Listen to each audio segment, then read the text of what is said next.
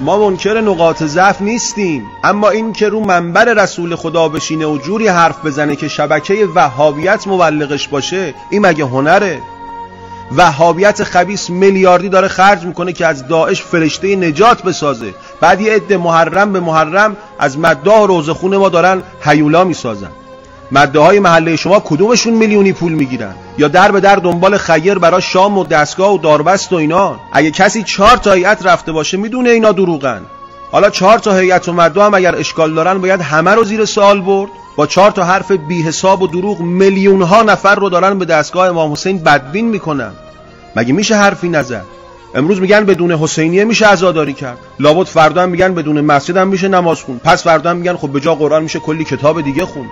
والا ما نمیدونیم دم خروستون رو باور کنیم قسم حضرت عباستون رو. بعد محرم میگن چه خبرته، همش روزه، همش هیئت، همش حسینیه. بابا جمع کنین بساطو. قبل محرم ها که میشه یعنی حسینیه که فقط 10 روز بازه، چه دردی میخوره؟ بابا یکم بصیرت.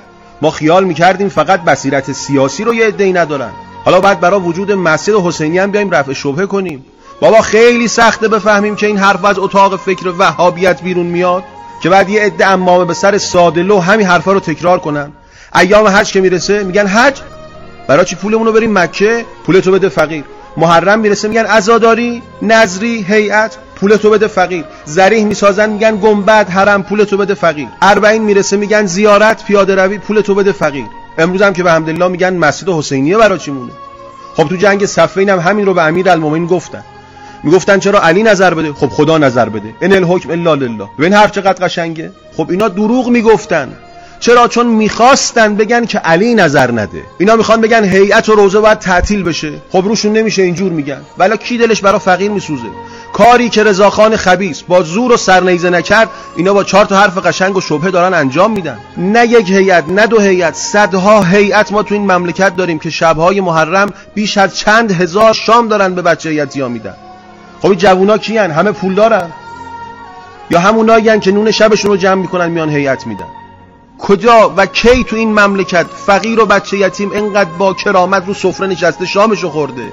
بنازم به بزم محبت که آنجا گدایی به شاهی مقابل نشیند.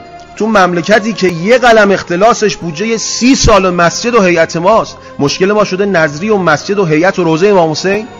امام صادق علیه السلام فرمود همه عالم فدا بشد برای امام حسین ما کان صرفا. اصلا اسراف نیست.